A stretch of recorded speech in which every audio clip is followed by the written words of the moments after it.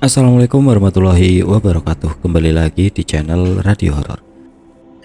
Untuk kisah kali ini ada sebuah cerita yang diambil dari akun Twitter yang bernama @mememayang. Dan untuk kisah yang akan saya bawakan kali ini yaitu sebuah kisah yang berjudul Tumbal Nyowo Sedulur.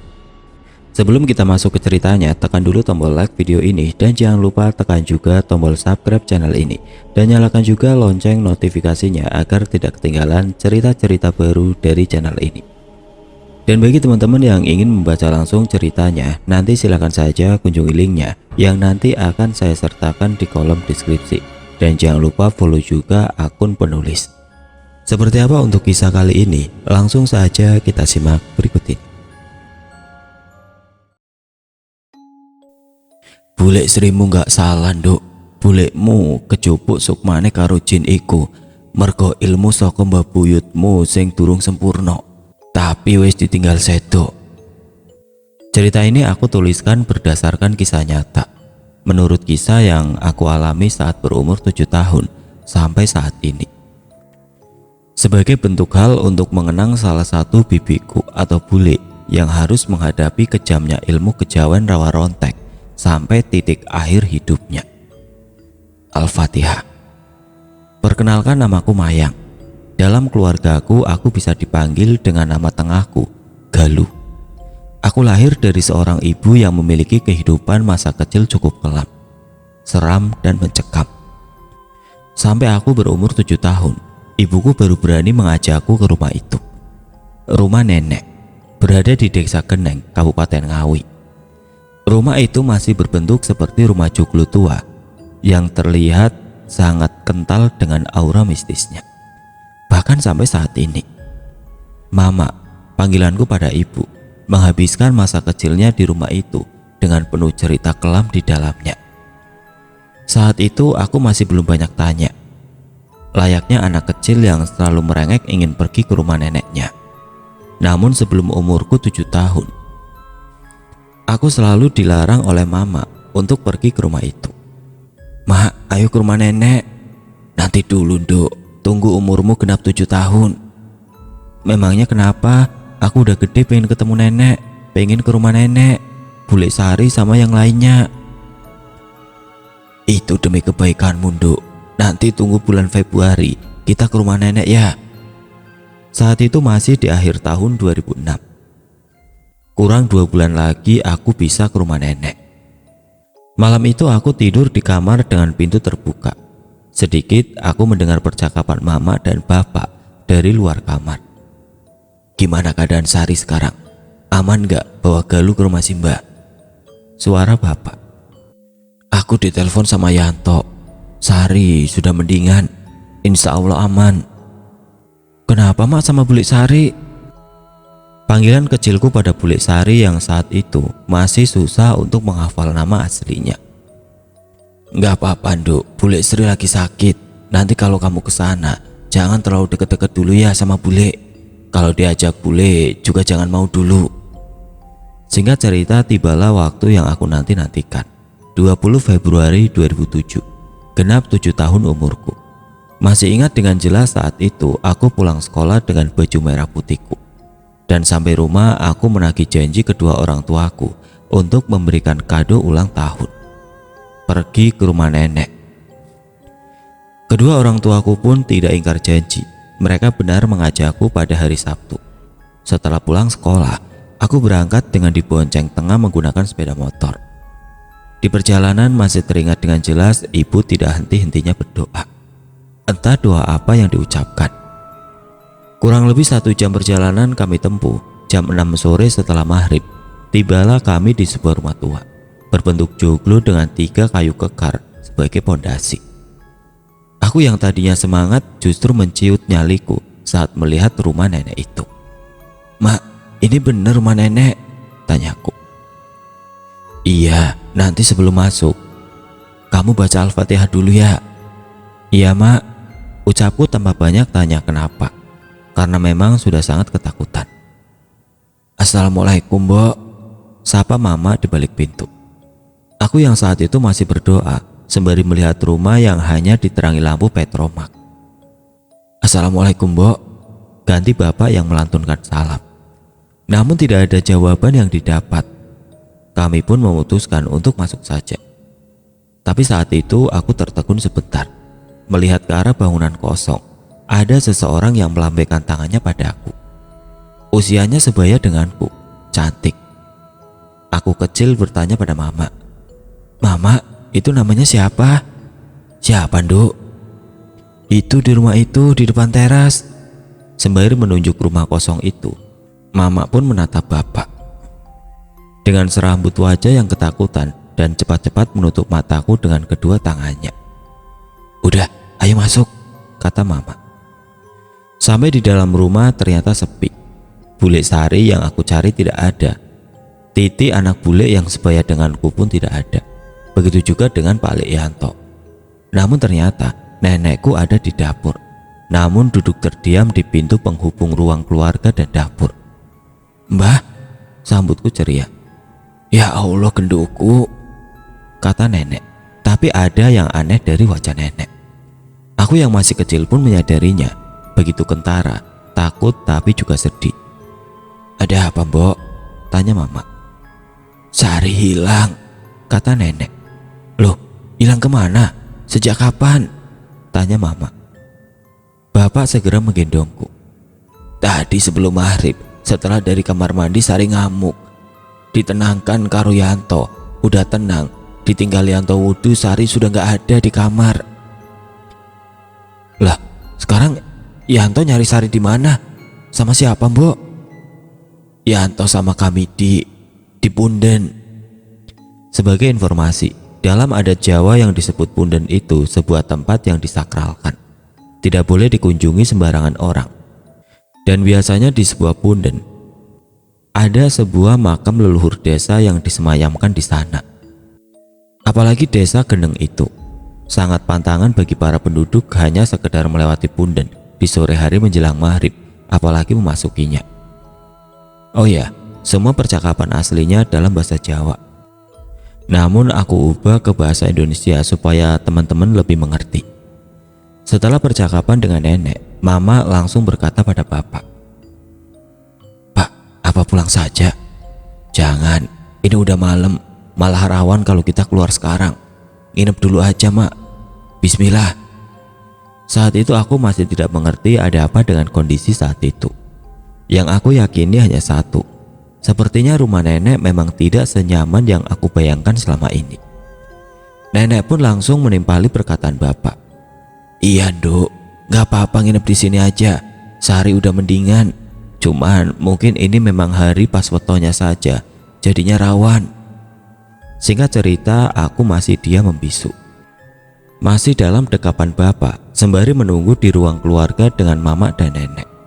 Mataku sudah mengantuk, dan aku pastikan saat itu sudah di atas jam 10 malam. Namun Bule Sari masih belum pulang. Sampai akhirnya terdengar suara warga. Mbok Inem," panggil warga. "Enggih, ada apa Pak RT?" balas nenek. Oh, ternyata Pak RT yang datang. "Sari sudah ketemu," kata Pak RT. "Tapi pingsan di pinggir rel kereta api," sambungnya. Semuanya kaget. "Tapi adikku baik-baik saja kan, Pak?" "Enggak, Mbak," kata Pak RT sedikit lega. Sebagai informasi, memang desa nenekku dekat dengan jalur lintasan kereta api. Namun lintasan itu jarang untuk dilalui orang karena tempatnya yang tinggi di atas tembok besar, dan sulit dibayangkan bagaimana bule bisa sampai di atas sana. 30 menit setelah kedatangan Pak RT tersebut, di belakangnya muncul beberapa gerombolan warga. "La ilaha illallah, Sari!" pecah tangis nenek dan mamaku. Aku yang tadinya mengantuk justru saat itu terbuka lebar mataku melihat Pak Lekyanto sudah pulang dengan Titi. Namun bukan keadaan ini yang aku harapkan saat itu. Bukan keadaan mereka pulang dengan mulut Bule Sari berbelepotan dengan sesuatu berwarna merah segar. Darah. Bukan kengerian itu yang aku bayangkan. Aku pun yang tadi berusaha menyembunyikan rasa takut, kini justru menangis tidak tentu. Keadaan bule saat itu digotong 3 orang, salah satunya Pak Lekyanto. Tubuhnya terkulai lemas dan tidak sadarkan diri. Cepat-cepat nenek mengambil waslap air hangat untuk membersihkan badan bule Sari. Juga beberapa warga turut serta kembali ke rumah mereka masing-masing. Setelah semua warga pulang, barulah Pak Lek bercerita apa yang dialaminya saat mencari bule Sari saat itu. Memang benar penuturan nenek di awal bahwa kronologi kejadian malam itu diawali dengan bule yang tiba-tiba mengamuk, membanting semua barang-barang yang ada di dapur. Namun Pak Lek saat itu masih bisa menenangkan bule dengan membacakan ayat-ayat suci Al-Quran di telinga bule. Sampai akhirnya bule dibawa masuk ke dalam kamar. Pak Lek berani meninggalkan bule untuk mengambil air wudhu karena pada saat itu memasuki waktu maghrib. Karena keadaan saat itu dinilai Pak Lek bahwa bule sudah cukup tenang dan tertidur. Namun 5 menit setelah mengambil air wudhu, Pak Lek kembali ke kamar. Pak Lek mendapati sajadah tergelar, padahal awalnya masih terlipat rapi di atas kasur. Dengan posisi bule sudah tidak ada di kamar. Pak Lek cepat-cepat memberitahukan nenek bahwa Sari hilang. Nenek kemudian meminta tolong kepada Pak RT Kamidi yang masih berstatus saudara untuk membantu mencari Sari. Dengan inisiatif Pak Kamidi yang ternyata sudah mengetahui sedikit banyak tentang kisah bule Sari, mereka menuju ke Punden. Alasan Pak Kamidi memilih Punden sebagai tempat tujuan pertama pencarian dikarenakan kondisi saat itu maghrib dan memang pantangan saat maghrib bagi warga untuk melintasi Punden tersebut. Namun dengan kondisi Sari yang sepertinya bukan jiwanya, ia yakin Sari terkoneksi ke sana. Selang 10 menit perjalanan mereka, sampailah mereka di Punden. Dan benar saja mereka mendapati bule dengan keadaan bersujud di makam Punden tersebut. Saat melihat kondisi ibunya, Titik menangis dan demi keamanannya, Titik dititipkan ke rumah warga sekitar Punden sebelum mengevakuasi. Setelah dirasa kondisi aman, Pak Lek masuk ke dalam Punden dengan Pak Kamidi, sembari merapal doa-doa yang ia bisa dengan mengucapkan salam.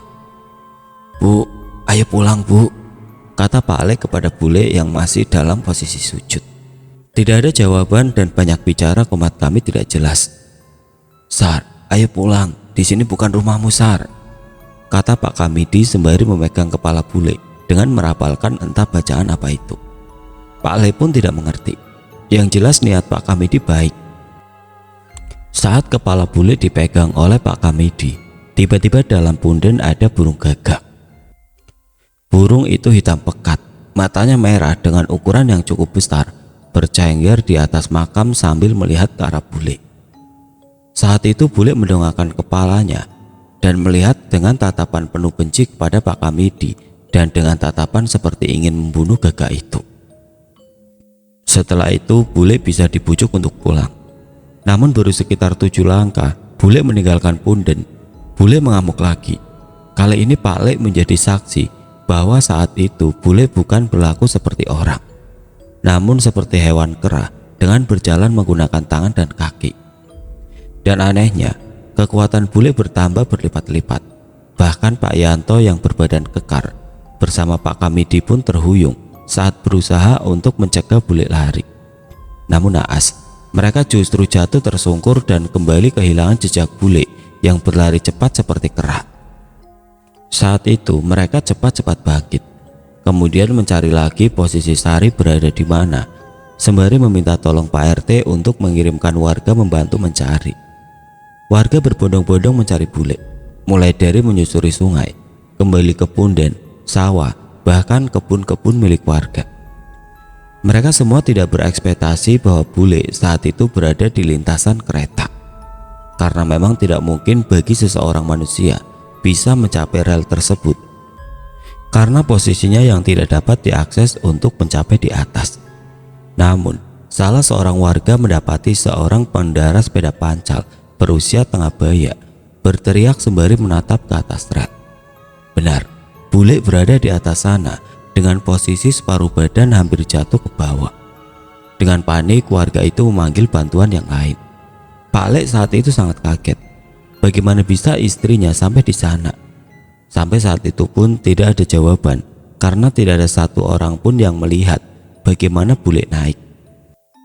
Tapi satu yang diyakini Pak Lek, bule bertingkah seperti kera dan mungkin tabiat kera itu yang membantunya sampai di atas. Sembari memikirkan cara bagaimana mengevakuasi bule, saat itu Pak RT mengusulkan untuk meminjam traktor pengangkut pasir untuk membantu Pak Le mencapai bule di atas. Beruntungnya warga baik hati itu meminjaminya. Proses evakuasi berlangsung selama 1 jam. Sampai akhirnya Pak Le sangat lega bisa kembali menjangkau tubuh bule. Namun rasa lega itu tiba-tiba sirna saat dibarengi tangan bule yang menggenggam burung gagak dengan kondisi yang sudah mati, beserta dengan polesan darah yang ada di mulut bule. Ya, bule memakan burung itu. Sudah selayaknya seorang suami untuk selalu menerima dan siap dengan segala kondisi istri mereka. Pak Le memang takut dengan kondisi itu, tapi rasa sayangnya pada bule lebih besar daripada rasa takut yang harus ia hadapi selama hidupnya bersama bule, termasuk hari itu. Singkat cerita, setelah Pak Le sudah berhasil membawa bule ke bawah, para warga pun tanpa ragu membantu untuk membopong bule pulang. Namun saat di perjalanan, Pak Le berani bersumpah melihat bule tersenyum dengan posisi mata masih tertutup. Sebentar, tapi sangat jelas. "Tapi awakmu wis coba menghubungi Pak Amsar, Yan?" kata bapak. Pak Amsar yang dimaksud bapak adalah seorang kiai yang terkenal di desa nenek pada zaman itu. "Sudah mas, tapi baru kali ini Sari bertindak se-ekstrim gini. Dulu nggak pernah, semenjak ulang tahun Titi bulan Januari lalu." Benar, Titi genap berumur 7 tahun pada Januari 2007. 1 bulan lebih tua dari aku. Ada apa? Kenapa dengan usia 7 tahun saat itu? "Memang ada kejadian apa setelah ulang tahun Titi sebelum kejadian ini, Yan?" tanya mama. "Sari pernah mbak bawa pisau pas Titi tidur. Titi udah sampai terluka di perutnya sedikit. Untung saja aku langsung tahu. Gak bisa bayangin mbak kalau sampai Sari ngelukai Titi." "Terus Sari gimana? Dia sadar gak dia mau ngelukai anak kandungnya sendiri?" "Pas aku datang, buru-buru mencegah Sari dan membacakan ayat suci sama menyadarkan Sari bahwa Titi anaknya. Sari langsung sadar mbak, terus nangis dan merasa bersalah banget sampai gak mau makan." "Sudah coba dibawa ke Pak Amsar?" sambung mama. "Iya mbak sudah, tapi ya sama itu saja. Pak Amsar gak bisa benar-benar ngilangin yang salah di diri Sari.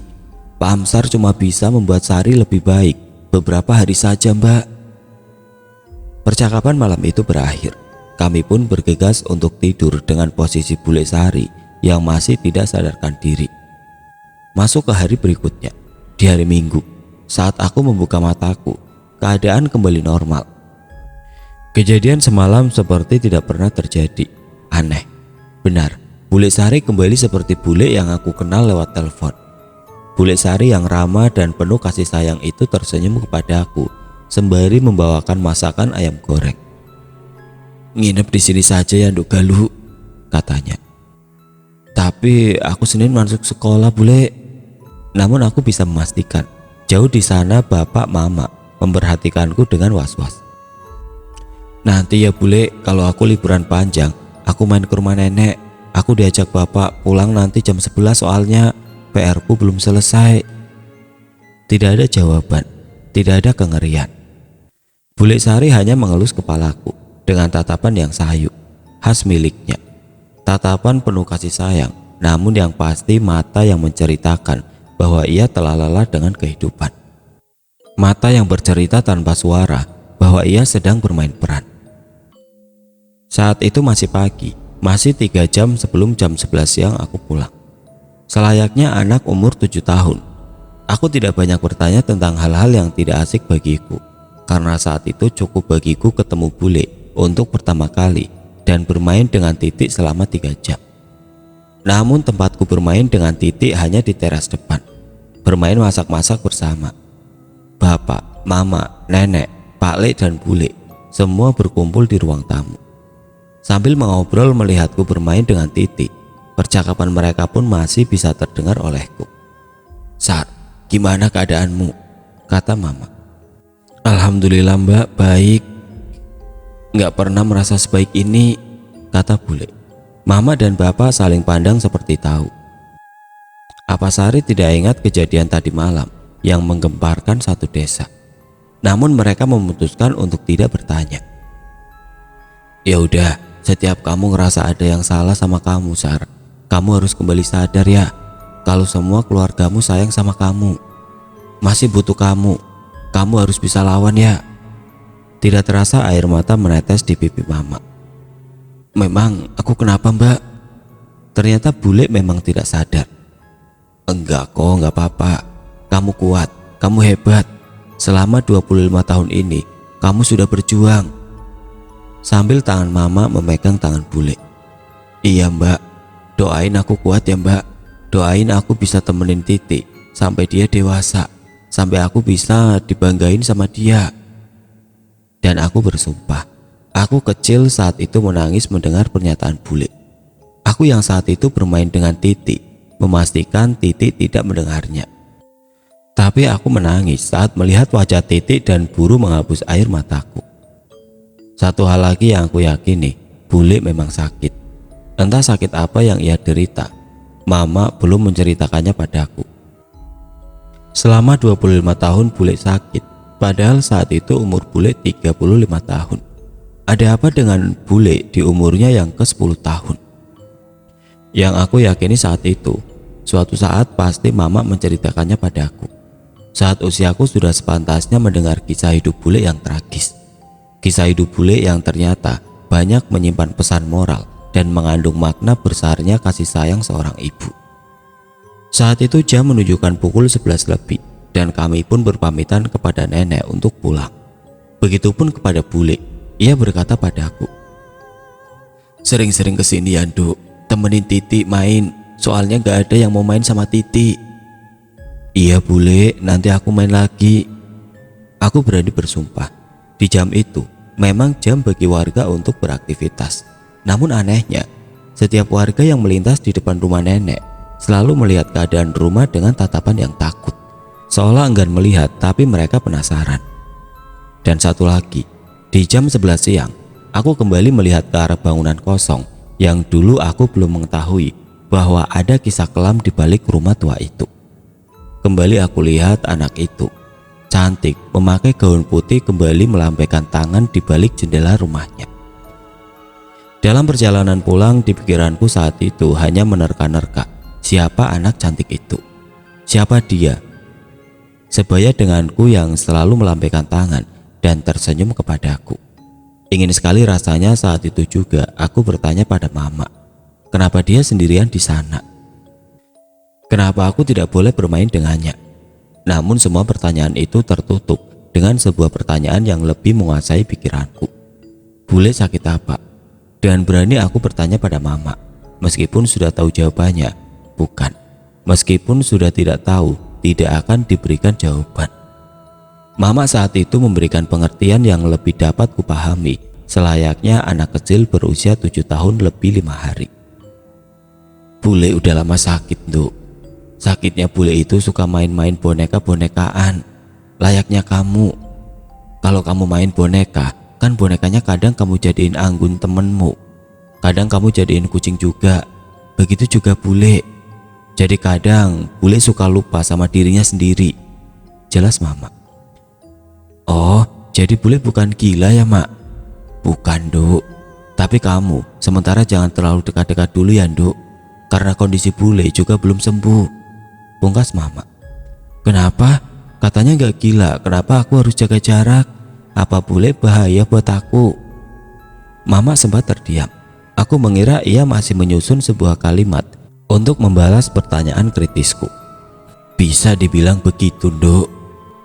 Hening. Saat itu kepalaku penuh dengan pertanyaan tentang bule. Tapi kalimat jawaban Mama sebenarnya belum cukup menjawab pertanyaanku. Karena beberapa jam yang lalu bule sangat baik padaku, bukan seperti kata Mama. Bohong batinku saat itu kalau bule bahaya bagiku. Bagaimana dengan Titi? Kenapa dia tetap ada di dekat bule? Singkat cerita, bulan Juli musimnya liburan sekolah. Saat itu kedua orang tuaku tidak berjanji mengajakku berlibur ke rumah nenek. Namun aku meminta pada mereka, bolehkan jika aku menghabiskan liburan ke rumah nenek? Jawabannya tidak. Entah apa alasannya, mereka tidak memberitahuku. Selang beberapa minggu setelahnya, aku menguping Mama bertukar kabar dengan Pak Le. Dalam percakapan itu, Mama bertanya, "Assalamualaikum Yan, piye Sari?" "Alhamdulillah Mbak, Sari udah jauh lebih baik. 4 bulanan ini udah gak pernah bertingkah aneh-aneh lagi." "Alhamdulillah. Lah, Sari apa udah bisa kamu tinggal kerja?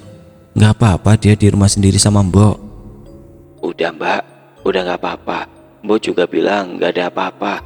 Cuma ini ada berita gak enak Mbak, dari beberapa tetangga."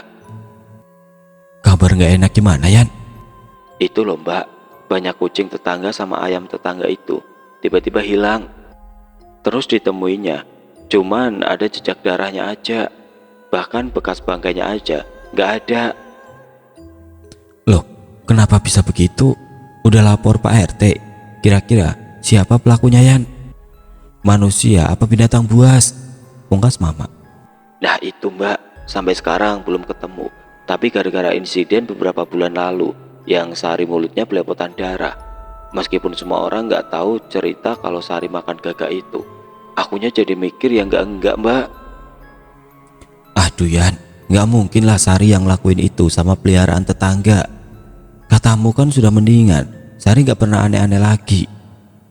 "Iya sih Mbak, udah gak pernah aneh-aneh.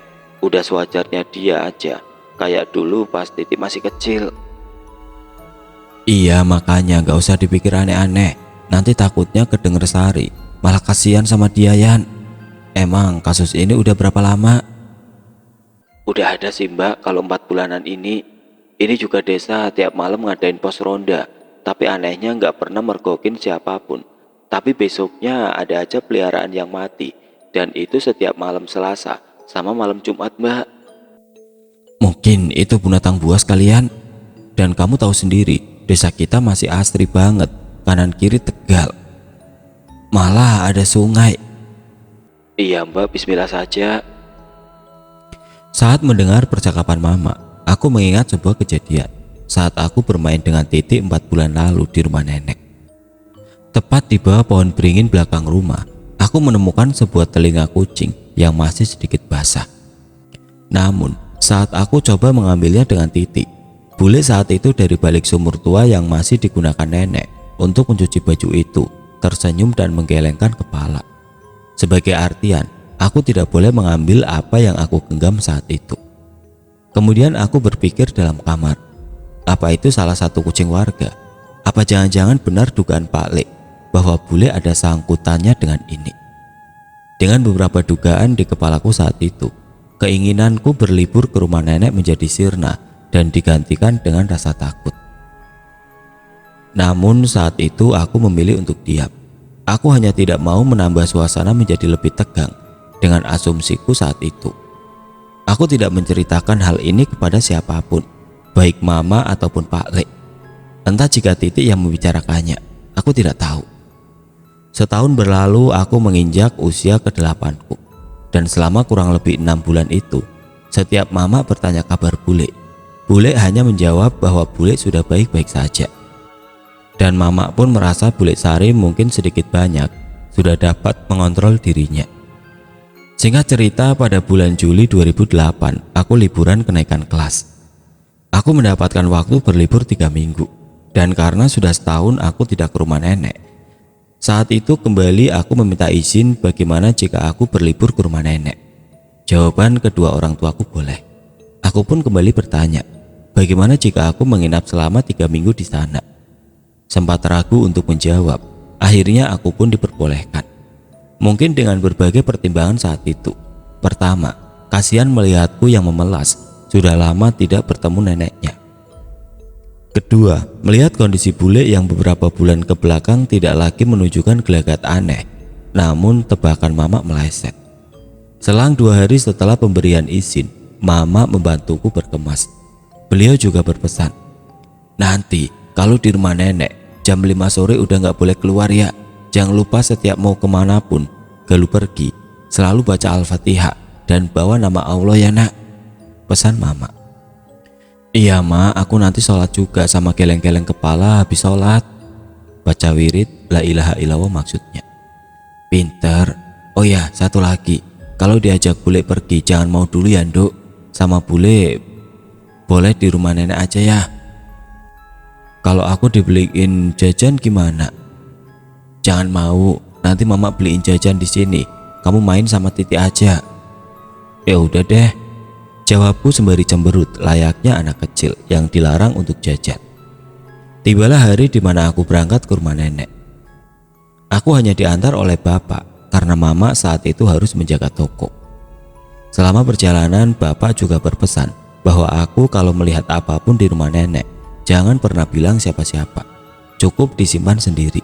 Dan kalau ada apa-apa, langsung telepon bapak minta tolong ke Pak Le. Oh ya, sebagai informasi, aku memang anaknya sedikit sensitif dengan hal-hal yang bersinggungan dunia tidak kasat mata. Dengan mereka yang tidak bisa dilihat dengan mata telanjang. Bapak pun tahu pasti, karena rasa sensitifku berasal dari bapak. 1 jam perjalanan aku tempuh, dan di jam 9 pagi, aku sampai di rumah nenek. Saat turun dari motor, kembali aku melihat ke arah rumah tua. Hanya ingin memastikan keberadaan si anak cantik itu, apakah masih di sana atau tidak. Ternyata nihil. Aku pun langsung masuk ke rumah nenek. Disambut oleh nenek dan Titi. Saat itu Pak Le kerja. Benar, aku mencari-cari keberadaan bule. Setiap sudut ruangan aku susuri dengan kedua mata kecilku. Sampai aku tidak menemukan, baru aku bertanya, "Mbah, bule kemana?" "Itu Nduk, di dapur lagi masak," kata nenek. Cepat-cepat aku ke dapur untuk melihat bule. Kurus kering, matanya semakin menjorok ke dalam, rambut yang kian memutih. "Bule, galuh di sini." Cepat-cepat aku berlari memeluk bule. "Iya Nduk, sama siapa?" "Sama bapak bule, tapi ini bapak udah mau pulang." "Ya sudah, ayo temuin bapakmu dulu, bule mau salaman." Ku gandeng tangan keriput bule menemui bapak. Bule pun berjabat tangan dengannya. Namun wajah bapak aneh, terlihat seperti kebingungan. Begitupun bule yang terus menatap bapak dengan mata nanar. Tidak lama bapak berpamitan, dan saat itulah kejadian aneh dimulai.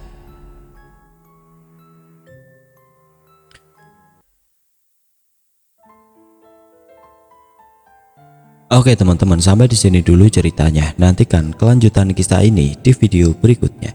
Agar tidak ketinggalan, klik tombol subscribe channel ini dan nyalakan lonceng notifikasinya. Wassalamualaikum warahmatullahi wabarakatuh.